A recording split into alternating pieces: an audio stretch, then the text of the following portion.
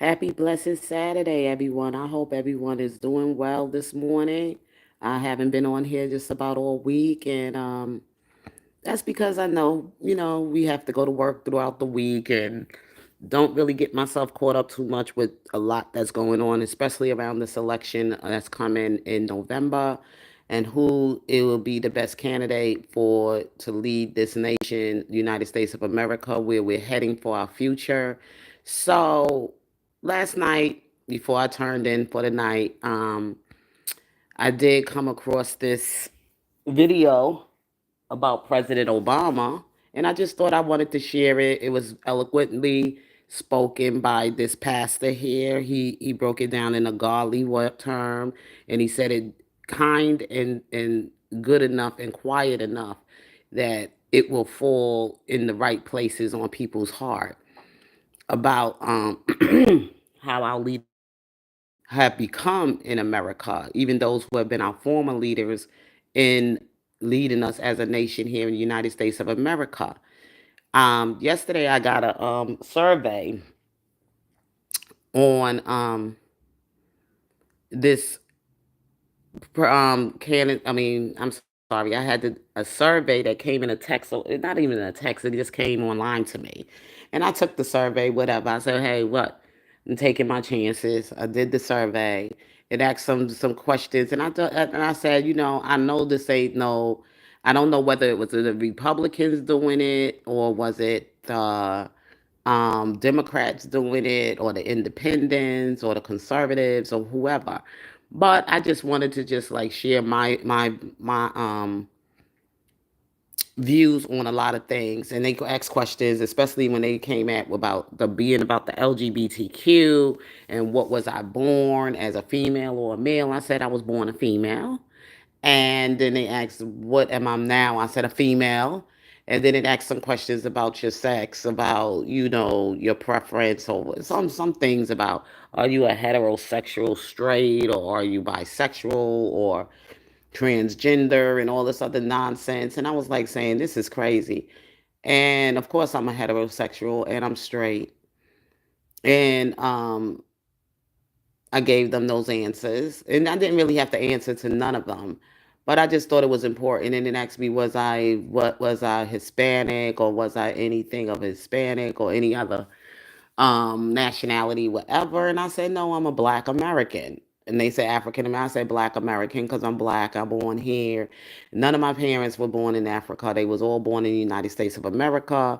I'm like, I don't know how many generations away from my African descendants, but I just know that I'm American as a Black American. Okay, so anyway, moving on in this discussion that I'm having with you this morning. If you are here, let me go into the word of prayer before I start to go into what I have to talk about, sharing this video with you from this pastor.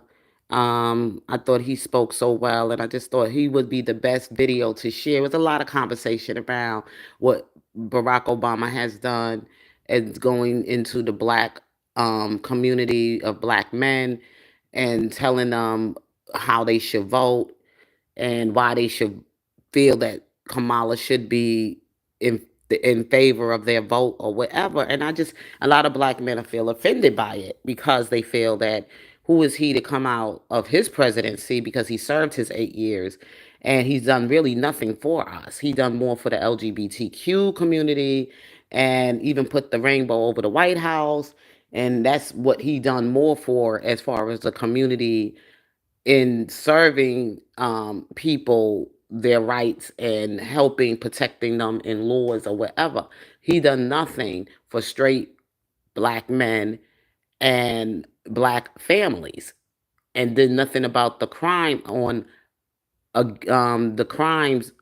Black men, as far as Black men being killed innocently by the police. He never took no stand against it. He has never fought against it or whatever. Even when that situation took place with Trayvon Martin, he just like pushed it to the side. It really hurt us. It hurted us because of our sons, and some of us don't choose to be single parents, and fathers and homes don't choose. Sometimes things are just so difficult that a lot of times women have no other choice but to try to co-parent raising their sons, and they send their sons to sometimes have their fathers in their lives so that they can, see both sides of things for themselves. And as they starting to shape their identity in the world, and the choices they're going to make in the world and everything, not just coming from one side of the parenting, but both of y'all co-parenting or whatever, the child still trying to bring him up in the world. And of course, young teenagers, they're going to give you trouble. That's just part of life. Those things are just going to happen, by human nature, whatever. But moving on, as I'm saying here, I wanted to share this with you. And I'm going to go in the word of prayer, the Father's Prayer. Our Father, which art in heaven, hallowed be thy name. Thy kingdom come. Thy will be done on earth as it is in heaven. Give us this day our daily bread, and forgive us our trespasses as we forgive those who trespass against us. Lead us not into temptation, Lord, but deliver us from evil. For thy, you are the kingdom and the power and the glory forever and ever. Amen. Yeah, so I just jumped ahead in the conversation about this Obama thing, and I said I'm going to share the video, and then we're going to talk about it some more.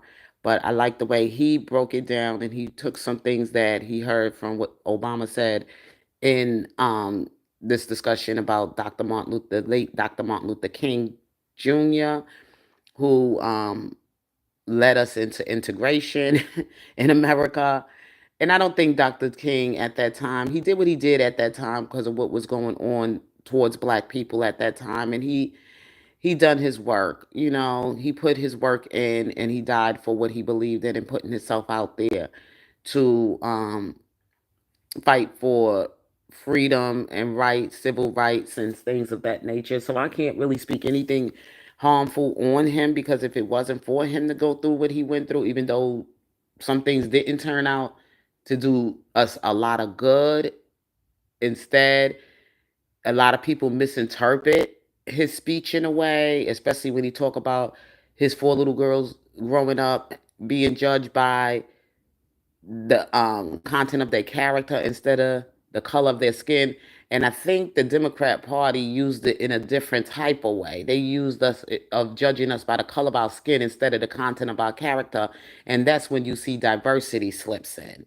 That's when they started using diversity, like being a DEI, diversity, equity and inclusive, because actually he's looking at the fact that my children should have opportunity being judged by the work that they put in, and that they work hard for it, and that they qualify for it. So not just putting them there because of the color of their skin, but put them there because they are qualified, have an opportunity just like anybody else to be qualified. If you're good at something, you're good at something, and you should be recognized for your good work. And that's the way I look at it, and that's the way I believe Dr. Martin Luther King was trying to speak on that as well. He wasn't saying just put a black person in there because they black. He was like, put them there because if they really qualify for the position to do the job, why can't they have an opportunity, just a equal opportunity? That's giving somebody an equal opportunity. Equal opportunity meaning you qualified as a person to have the same rights as anybody else that may be good at what you're competing for. That's what he meant. But the Democrats used this Dr. Martin Luther King against black men and black families, and blacks in America more than any other kind of people. you know, just because you're black, we're going to give you a job, so we don't want to feel racism, or we want to fill our quota. A lot of black people were offered jobs as an opportunity. And I'm even guilty of it myself, because there was jobs that I was given just to be there as a DEI, diversity, equity, and inclusive, meaning filling that quota, affirmative action, protecting my rights, and all of that other stuff. And I did not have a clue on what I was doing. And while I was there, I was fighting for my life, because I had to eat, I had to survive, I had to pay bills. I didn't have mommy or daddy to run home to and take care of me. I just had to get out there and work and try to make it. Okay, so it is what it is. But while I was there, I did my best. I tried to learn. I try to stay open to learning and the training that was offered to me to do. And people do that. I didn't really understand this type of work. I had no education, no degree in it or whatever. But I just was there. And it didn't make me feel good because I truly wanted to learn. I wanted to be important. I wanted to feel like I was doing something that I knew I was doing. You see? So anyway, y'all, just saying people got to think for themselves, and they don't need you lecturing them about who they should be better or be a better candidate to America, and you using identity politics. And this, we're going to get into this conversation in the video. So here we go. Take a moment to come on to give a brief response to a video I saw today about President Obama speaking to a group of black men. He's campaigning for Kamala Harris. It's important to note it was a campaign speech, I think, in the city of Pittsburgh, speaking to a group of black men and the brothers, black men like me and so many of you. But it was a speech, in essence, stating that as black men, as brothers, that there was some sort of an obligation, or at least an expectation by President Obama for black men to support Kamala Harris because we're black and she's black. But also, he suggested that if black men don't support her, that perhaps they have a problem with a woman in leadership. I thought about that and contemplated that for a little while and wanted to give a response for this reason, not a political response, but I wanted to give a response that is paternal. I want to speak as a father, but I also want to give a response that is pastoral concerning discipling families, seeing people develop in the image and the likeness of God. And I just want to suggest that the challenge with that speech is that it suggests that pigmentation is more important than policy. And I think that the narrative of that speech was a little bit degrading to the identity of black men. It suggests that black men are not intelligent, free, and critical thinkers to vote our convictions apart from skin color. Let me frame this a little bit more. In 1963, Dr. Martin Luther King Jr.'s March on Washington for Jobs and Freedom, he spoke in his I Have a Dream speech. Very famous line. He says, "I have a dream that one day my four little children will live in a nation where they will not be judged by the color of their skin, but by the content of their character." And I believe that the narrative that President Obama is speaking right now undermines Dr. King's dream and suggests that we. I just want to say hello to my mod. I'm glad you're here. Hi, Frankie. I hope all is well. Take care of what's out there in the chat for me. I appreciate it. And for those of you who coming in or whatever, this conversation is about how black men feel about how Obama stepped in and lectured them and making them feel some kind of inferiority complex if they don't vote for Kamala, how he's using his way of talking to them in a degrading way, like they can't really think for themselves or they can't really make better choices for themselves or whatever. And they men, they know what they lived through, they know what they experienced, and don't try to um, compare her to being black when all the other time she didn't get in there through hard work of becoming the president of the United States. Nobody really knows anything about Kamala. Kamala was just shoved in our faces. Kamala was just pushed in there, through Biden. Biden put Kamala there. We didn't vote as a people to see that her as a better candidate for the president of the United States. She did not win through the public of the black vote of us saying, "Oh, she will be the best person to be placed in that position to be able to run it." Don't make them feel bad because they making them feel like, oh, they using a misogynistic views or whatever, that they men and they prejudice against her because she's a woman and all that other.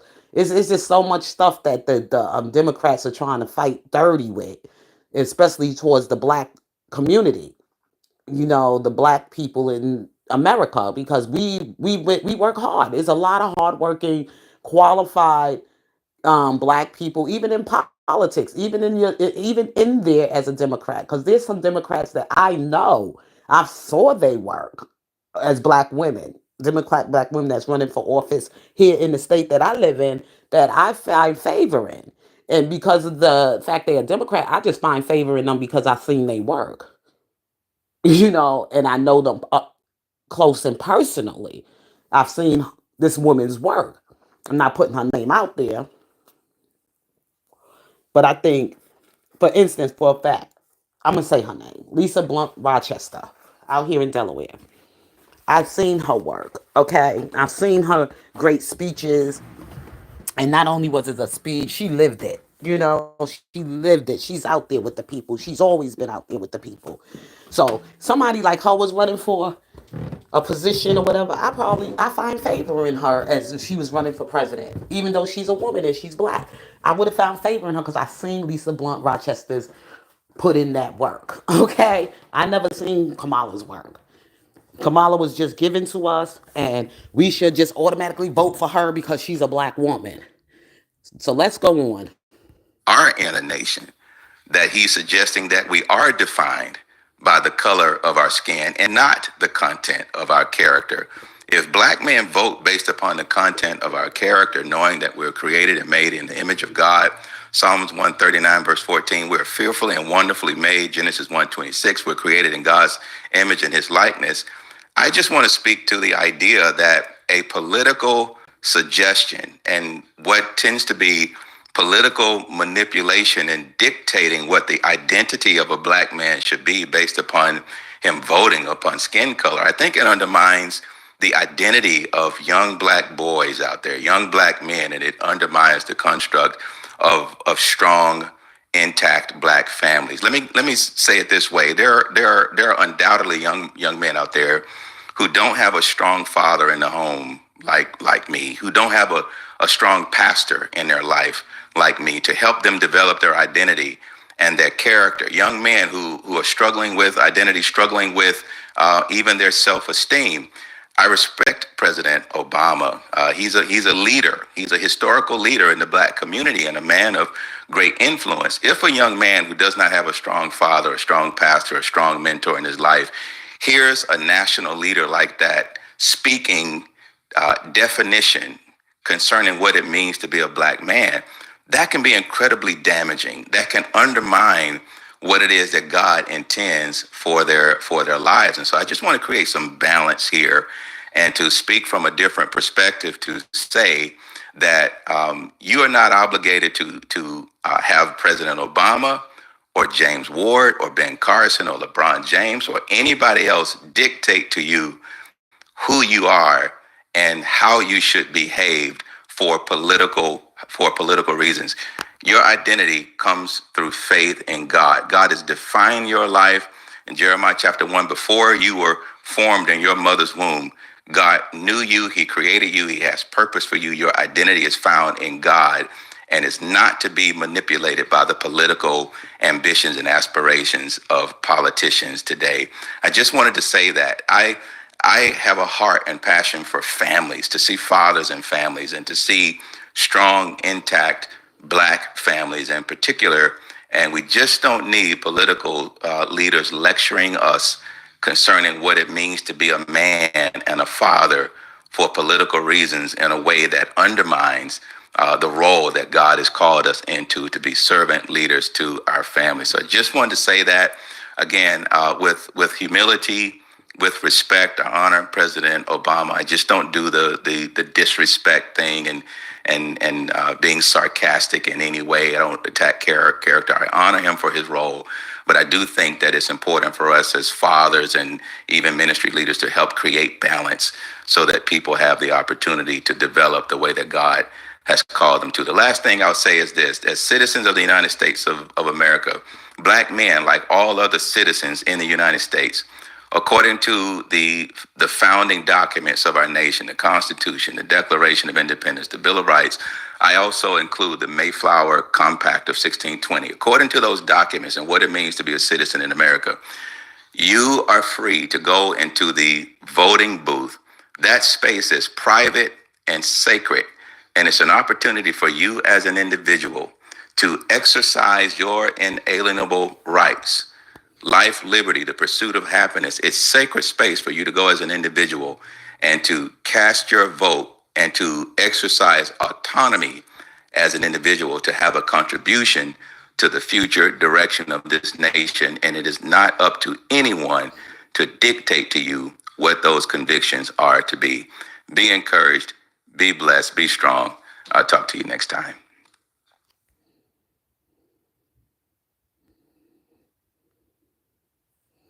Okay, everyone, there you go. I shared the video with you all.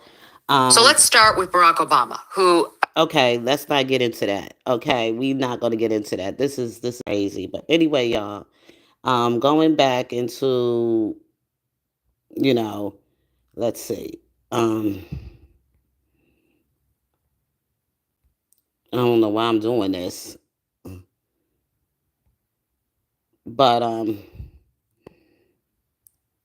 anyway, going back into everything here, what we just shared here with this conversation we just had on why I find it to be like Barack Obama trying to influence black votes, especially to get black men to vote for this woman. If they're not in favor of her, they find her not competent enough to be in the position, to be in that high position as a president, to run this nation. Okay, we got to look at the fact that America right now is in need of a good, strong leader. A lot of things we may not feel we like about Trump, or some things he might say, like they always talk about his character, how he sits there and criticize people and talk down to people and insult people or whatever. But we're not looking at that part of him running in leadership for us. We're looking at where we stand now as in the policies in our in our economy is one of them, and also about this the borders and the immigration and protecting the wealth in America for families in America, and this transgender stuff and about abortions, because some of these things was asked also in the survey that I took, and I was like saying, look, the abortion thing, that's something that I'm not going to sit up here and tell women what to do with their bodies, but your body, what I am going to tell you is that there is life in the blood that you're carrying in your body, and where there is blood, there is life. And the thing is that you got to make the best choice for yourself. If you're going to lay down with somebody who you don't plan on having a family with, you need to protect yourself. You both need to protect yourself, because there is consequences behind whatever we choose to do. There is something that will happen, and you will reproduce a life, and God made it that way. And that's the reason why God made it very clear from the beginning to men and to women what's going to happen. From the story of Genesis, he already planted it there. He already said it, and God is not a liar. His word is true. So women, when you lay down with a man, you're not planning on having a family or children, or whatever, you got to protect your health. You got to protect your body from any chances of becoming into an unplanned pregnancy. And don't use abortion for your birth control. That's the way I look at it. I just think that that's not fair. You made that choice. The child didn't make that choice to come here. You made that choice. So you should live with your decisions that you made. And the same thing goes for any man that lays down with a woman he doesn't plan to have a family with, should not be using her body as a sporting game and destroying her womb. It goes both ways for the man and as well for the woman. So on that part, moving on in that conversation or whatever, I can't vote for a woman who strongly believe in a woman. Oh, she has a right to do this, that, and the other to her body and destroy her instead of fighting against it. Being that you are a woman that never have given birth to any children of your own, and you are in a marriage with a man who has been married before, and you've been in quite a few marriages with other people's husbands or relationships with other people's husbands, men that weren't your husband but belonged to somebody else. And you just run a record of being a home wrecker. I can't support women like that. Of me being a married woman, you think I want women that go around to hurt and destroy other women's marriages and their home life and mess their children up? You think that's the kind of person I'm going to be in favor of? I look at a lot of things in my own spiritual way, in my own way, to be able to make the right decision as a voter to who I feel will be the best leader for this country and on their policies and what they stand for. I'm not looking at personality because I don't got the best personality either. I could say some heartbreaking things, some heart-wrecking things to a lot of people. I'm going to get people into their feelings and some things I have to say and step on something and speak the truth about, and they don't want to hear it. I don't force my truth beliefs on anybody. It's up to you as an individual and how you feel. Like this pastor just expressed that the voting place, when you go in that voting booth, that's your sacred place. That's between you and God of what is best for you, and having that freedom and having that right to choose. No one should try to make you or force you into who you feel should be the best candidate in your time of voting. No one should make you feel any kind of way. Like he making these men feel bad, like they not being good black men to black women, which already the Democrats already demonstrated that in so many ways of destroying the black man and the black family and giving the woman more power over the man and emasculating black men. They do it more to the black man than they do to any other man from any other nationality or any other group of people. The black American man, let's put it that way, make them feel so incompetent on a lot of levels. And I've seen it, I've witnessed it, and all kind of, and I lived it. I lived to see and experience it. How some black men, even in some jobs that I have had in corporate banking, where they gave mostly the black woman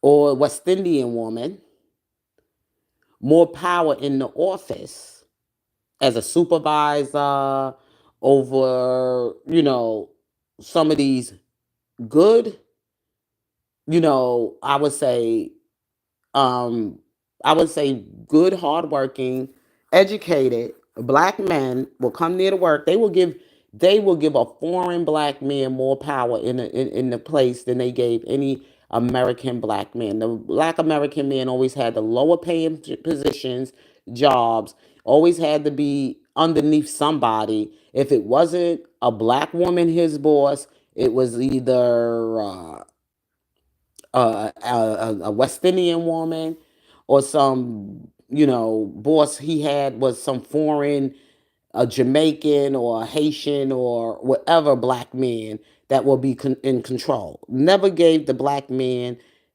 the higher paying position or put him in any position of power. He always had to stay beneath everyone. Okay? And that is the God honest truth. When I worked in corporate banking and the things that I have witnessed and that I have saw, and I'm going back. Since I came out of that market, I've been out of that market almost going close to 20 years. But those are the things I have witnessed, and those are the things I have seen. And I know some of you might have saw it too. Some of you might have experienced it too. Please hit the like button. I appreciate it very much. Hi, Susie.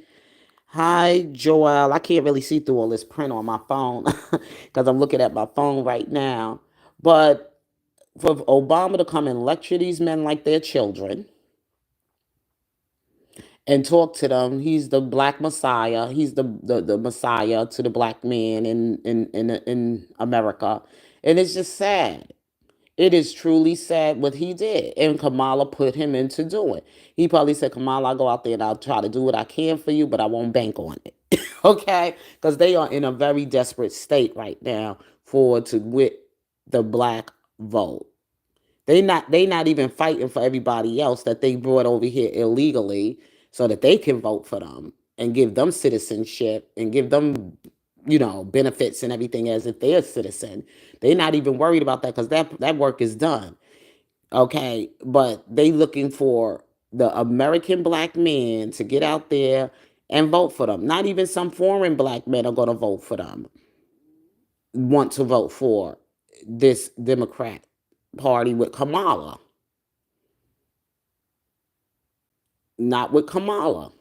It could have been any other woman who they know saw her track record, saw her work, and if she was a black woman and she was qualified, they will vote for her.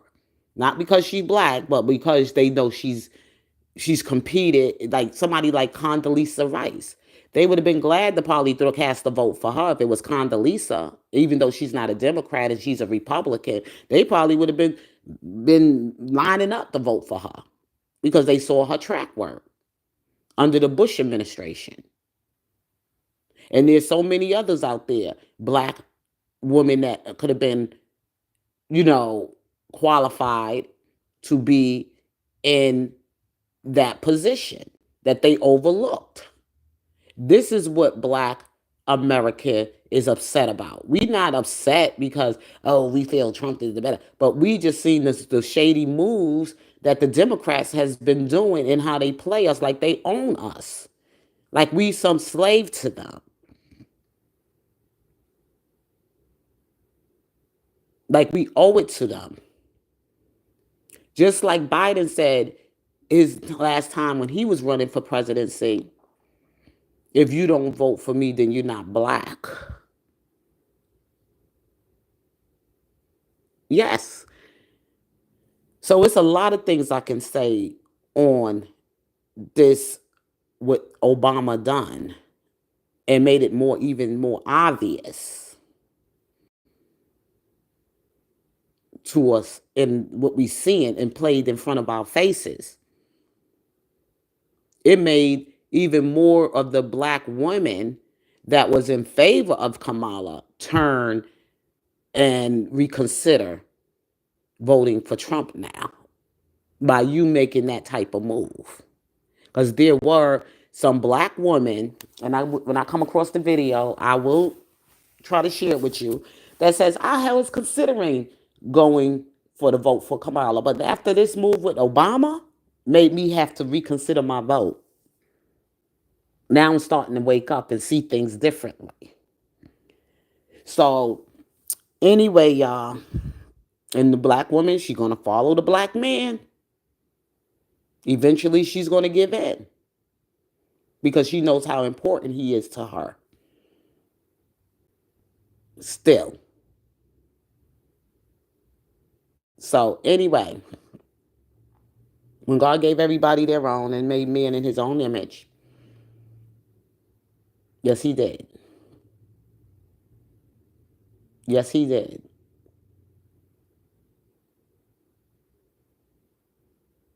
Nobody better than anybody else, but we got to learn how to use your brain because God gave everybody one to use. Even the most dumbest people should be able to use the senses, the small senses that they may have in some kind of way, in some type of way. With that being said, y'all, I'm going to get out of here because I got to get dressed and get out of here because I have to do some supermarket shopping. I was supposed to go get my hair done today, but I said, you know what? I'm gonna put that money somewhere else. I had to put that money somewhere else, even though I'll have to just tough it out for the next week or so to keep it manageable.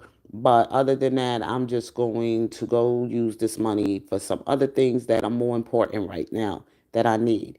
So if God's willing, I may or may not be back with you all this evening. And if not, you all have a blessed and wonderful weekend and be safe. Peace.